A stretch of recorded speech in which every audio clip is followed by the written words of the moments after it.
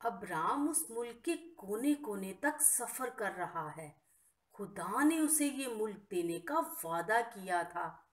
کیا آپ ابرام کو دیکھ سکتے ہیں؟ وہ ایک بہت دولت مند آدمی ہے۔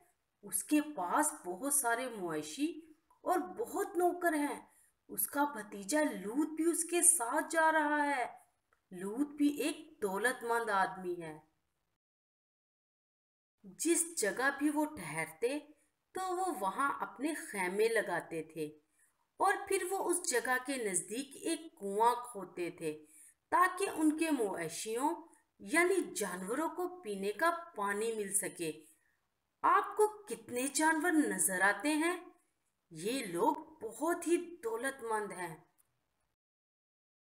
ہر روز ابرام کے چرواہے اپنی بھیڑ بکریوں کے لیے ہری چراگاہ تلاش کرنے کے لیے نکلتے تھے اور لوط کے چرواہے بھی اپنے ہی جانوروں کے لیے اچھی جگہ ڈھونڈتے تھے جہاں وہ انہیں چرا سکیں۔ شام کے وقت ابرام کے چرواہے اور لوط کے چرواہے کنویں کے پاس واپس آتے تھے تاکہ اپنی بھیڑوں کے لیے پانی مہیا کر سکیں۔ کیا آپ کو یہ کنواں نظر آتا ہے؟ لیکن ایک بڑا مسئلہ پیدا ہو گیا کیونکہ ابرام اور لوط دونوں کے پاس نہ صرف بھیڑ بکریاں تھیں بلکہ گائیں اور اونٹ اور بہت سارے جانور تھے۔ ان سب جانوروں کو چرانے کے لیے کافی جگہ نہیں تھی۔ اور پھر کیا ہوا؟ ابرام اور لوط کے نوکر ایک دوسرے کے ساتھ جھگڑنے لگے۔ ایک گروہ کہتا تھا، ہم پہلے یہاں پہنچ گئے، تم اپنے جانوروں کے لیے کوئی اور جگہ ڈھونڈو۔ دوسرا گروہ کہتا تھا، نہیں، یہ ہماری جگہ ہے، ہمارا حق ہے۔ اسی طرح یہ مسئلہ روز بروز بڑھتا گیا۔ جب ابرام نے نوکروں کے جھگڑے کے بارے میں سنا تو اس نے اپنے بھتیجے لوط سے کہا، ایسا نہیں ہونا چاہیے، ہم تو بھائی ہیں، ایک ہی خاندان کے ہیں۔ خدا نہیں چاہتا کہ ہم ایک دوسرے کے ساتھ جھگڑا کریں، وہ چاہتا ہے کہ ہم ایک دوسرے سے پیار کریں۔ اس لیے ابرام نے لوط سے کہا، آؤ ہم دونوں اپنے لیے الگ الگ اچھے علاقے ڈھونڈیں۔ وعدہ کیے ہوئے ملک کی وسیع سرزمین دیکھنے کے لیے وہ ایک اونچے پہاڑ پر چڑھ گئے۔ ابرام نے کہا، یہاں سے تو دیکھ سکتا ہے کہ سامنے ہم دونوں کے لیے کافی جگہ ہے۔ فیصلہ کر کہ تو کہاں رہنا چاہتا ہے۔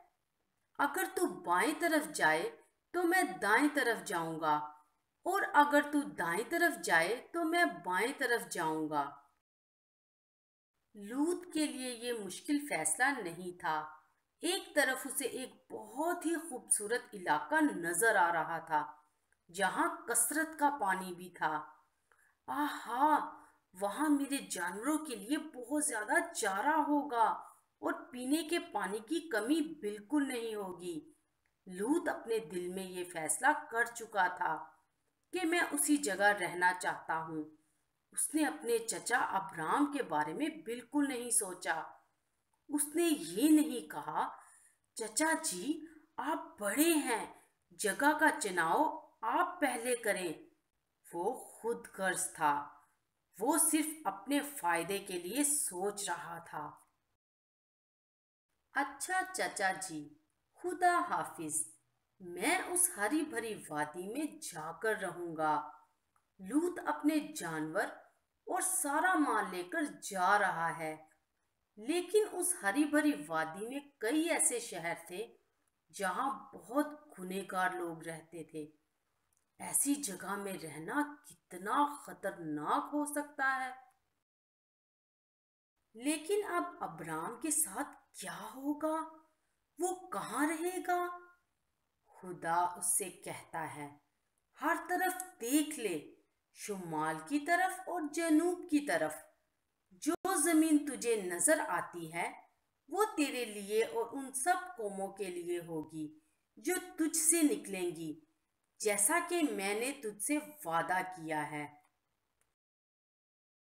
پھر ابرام نے جگہ بجگہ اس ملک کی سرزمین کا سفر کیا۔ ایک دن اس نے حبرون کے نزدیک ایک بلوط کے درخت کے نیچے اپنا خیمہ لگایا۔ وہاں ابرام ایک قربان گاہ بناتا ہے اور وہ جانتا ہے کہ جب تک خداوند میرے ساتھ ہے تو مجھے اس بات کی فکر کرنے کی ضرورت نہیں کہ میں کہاں رہوں گا۔